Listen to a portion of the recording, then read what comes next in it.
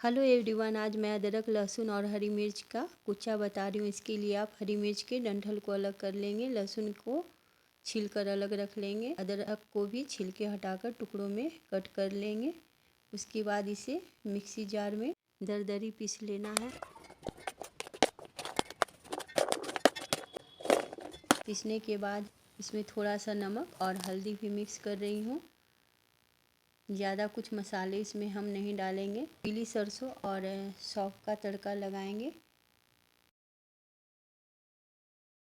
अदरक लहसुन हमारे सेहत के लिए काफ़ी फ़ायदेमंद है, तो जाड़े के दिनों में आप इस कुच्चे को बनाएं। किसी भी व्यंजन को ये और भी स्वादिष्ट बना देती है। रोटी पूड़ी चावल के साथ आप सर्व करें, बच्चे भी इसे ज़रूर पसंद करेंगे।